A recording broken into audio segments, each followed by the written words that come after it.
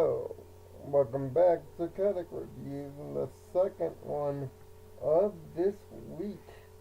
Trust me, there'll be some other video content coming for you this week in the form of Alicorn Talks, two of them in fact, and that top 10 of season 7 of My Little Pony that I promised.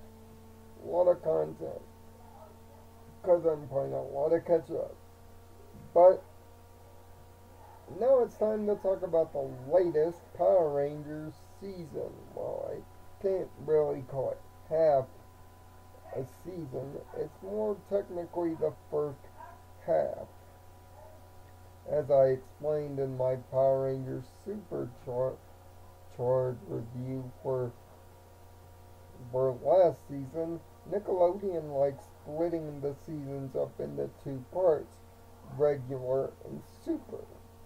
This week will mark the final episode in the original Power Rangers Ninja Steel, but seeing that the main plot is over and done, and Super is due out in late January 18, let's talk about Power Rangers Ninja Steel, or in Japanese, Ninja.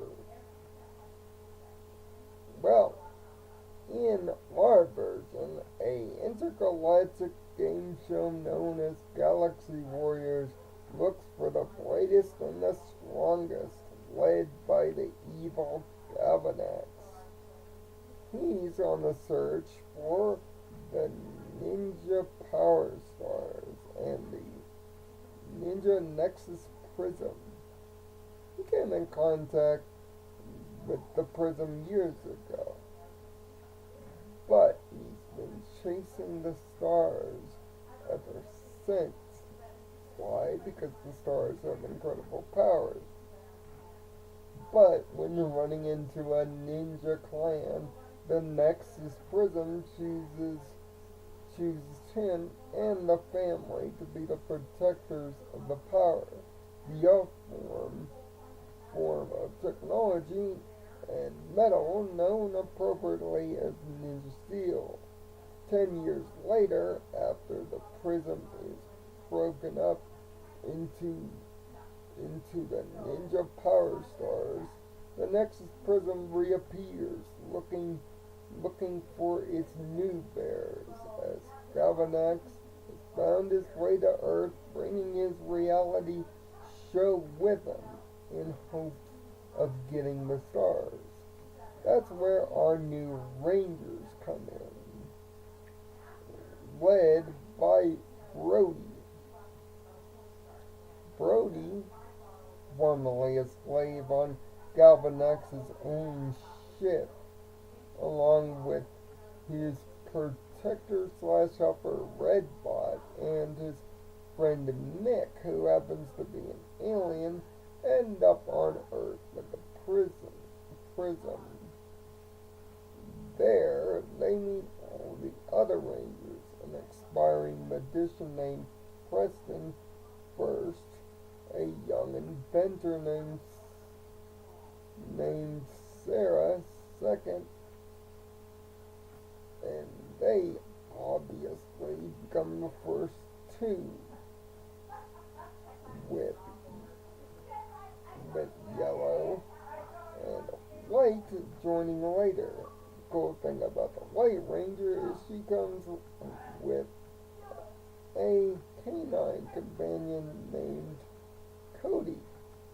That just so happens to be a reference to her future sword as well. But unlike the great character dynamics from last season, the character dynamics here are a little bit more dry and not as excitable. Preston being the best of the new Rangers for sure. Brody's got this whole thing with "this is epic" throughout the season, and it's really, really annoying. a good fighter he is, and a good use of ninja skills, as well as he becomes a better leader. But but the big thing is these Rangers are back in high school. So they have the prototypical bullies, right? No, not really. There's a nerd named Monty and the stereotypical I do everything great over-ended jock named Victor. Victor ends up playing a major part at the end of the season, but for the most part, he's just your basic comic relief villain. Keeps getting himself in slapstick comedy and making mistakes. I guess it's a callback to Bug and Skull, but a very, very poor one. Not to, not to mention, the Rangers themselves have interesting dynamics. White and yellow happen to be a couple, which is rather odd. A couple right at the beginning of the series, which is brand new for sure. And Nick happens to be the moral center. There isn't really much of a mentor, and when the sixth Ranger of the team, the Gold Ranger, shows up, a guy by the name of Levi, who happens to secretly later be discovered to be Brody's brother, joins the team. There are plenty of great character dynamics and different hopes and dreams to attain. One point to notion is the theme song. It's not as good as Dino Charge's theme song. It doesn't have nearly the memorable beats or the words to remember, but it totally fits the ninja theme, using somewhat ninja-inspired instrumentation while trying to having a driving, energetic beat. Note to the wise, the writer of this theme song also wrote the American Ryoko theme, A World Without Danger, known Canal. As compared to that song, Ninja Steel's theme shows no chance of survival here. As for the suits are the best looking suits of the Neo Saban era. The sashes with the black in the primary color, the ninja inspired symbol. It just looks nice. Too bad the morphers look like overblown, oversized, well, shite. So much so that you can barely see the morph taking place, seeing that the morph requires the spinning of the power star, and not the actual morpher itself, which also doubles as a bow and arrow and its own weapon. But the morpher itself, a big shuriken star, is massively oversized. So you can barely see the morph. Plus, the morph sequence itself, outside of the special effects for the colors, doesn't really look that good or imitatable. Unlike the Dino Charge morph from last season that was greatly imitatable and had the uniqueness of its unique morphers to fall back on. These are unique, but in a more poor sense. The Zords, on the other hand, feature and have much better luck. Gone is a Lego-like design, and in are more true Zord-like looks. From a dragon to a speeding bullet train to a dumpster to even Redbot himself, ironically. These Zords are piloted as the Rangers are on top of them, shoulder-wise, which is almost a callback to Lost Galaxy in a sort of way of things. But when the Megazord is formed, it's standard fare, except the Megazord has different modes in which one Ranger takes over the cockpit part of the Zord, while the other ones shift out. Sadly, this is underutilized in the original Ninja Steel. It's only used about 2 or 3 times. The sixth Ranger Zord, a ATV inspired Zord based on cowboys. Yes, even in the Ninja, the sixth Gold Ranger was a cowboy inspired character. It works better here in the English version, naturally. But it's a pretty stylish Zord, and it works well. And of course, you naturally get your Ultra Zord near the back end of the season. You know what Linkara says, what's cooler than a giant robot?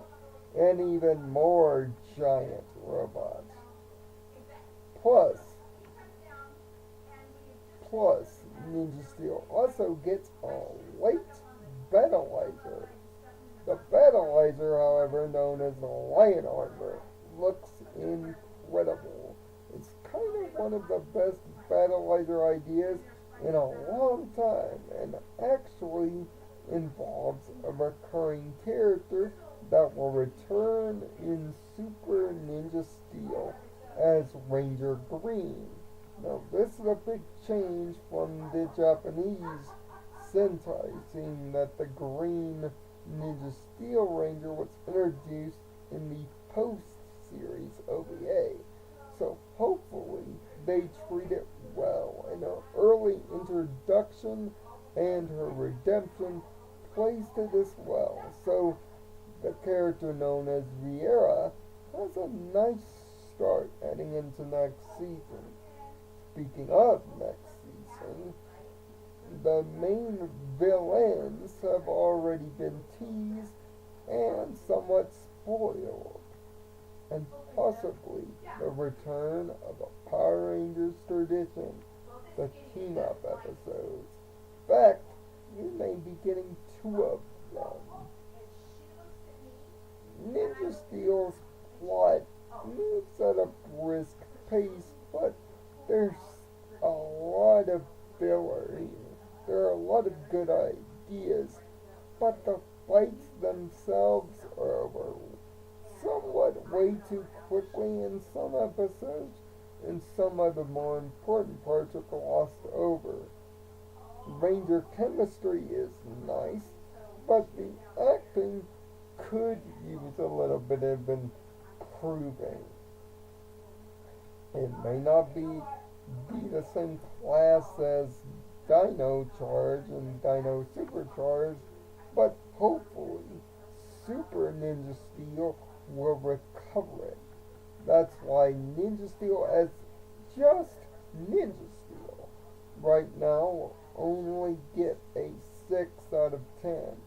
It's not the strongest season, and hopefully Super Ninja Steel can definitely recover a lot of things done wrong with this season, but at least a lot of the plot threads are interesting, characters are introduced, and dynamics are in the right place. Especially considering at the end of the season, it's pretty much going to be a they get their powers rebooted sort of thing. So it really depends on what they do in the future. But right now, it's above considering what we got before Dino Charge, this certainly ranks above those two seasons to be sure. If you're a Power Rangers fan, tell me in the comments section below how you feel about Ninja Steel and what you are looking forward to when the season goes super. Plus, I'll also have a link back to the Super Dino Charge review as well. And if you want more Power Rangers content on this channel, just let me know. I'm a big super fan. So until next time, I'm Nirvana Sparkle. Find peace in your own Nirvana, and thanks for watching.